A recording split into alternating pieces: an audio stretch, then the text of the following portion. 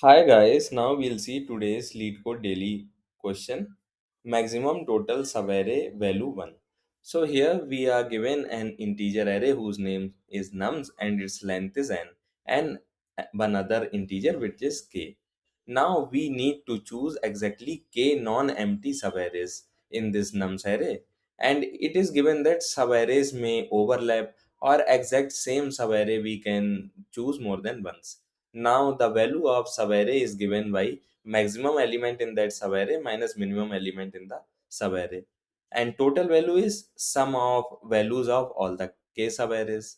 So we have to return the maximum possible value that we can achieve. Like we'll see example to understand this in a better way. So this is nums array and we want to take two subarrays. So if we take this subarray 1 3, then its value is 3 minus 2, that is 2.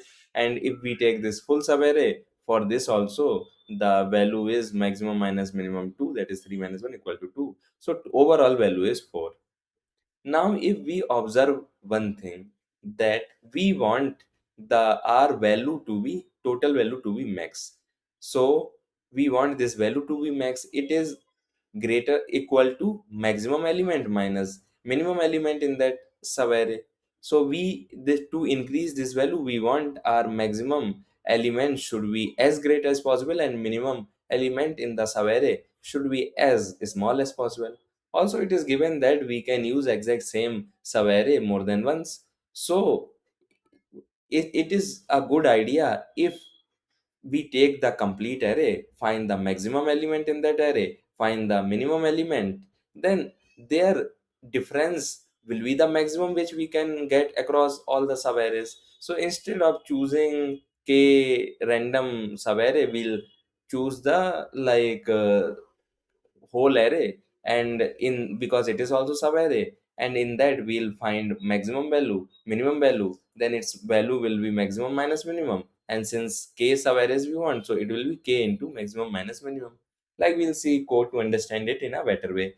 So here we have taken first minimum as int max and maximum as int min. Now we are traversing in this nums vector, and if the in the iteration the element is less than minimum, then we'll update minimum, and if that element is greater than maximum, then we'll update maximum. After all the iterations are done, we have the minimum element of the array, the maximum element of the array. Now the value of the subarray will be maximum minus minimum, and for all the k subarrays we are taking the same thing, so we total value will be maximum minus minimum into k. This one ll we have multiplied, so since our answer we need to return in long, so it does not overflow, and we'll return our answer.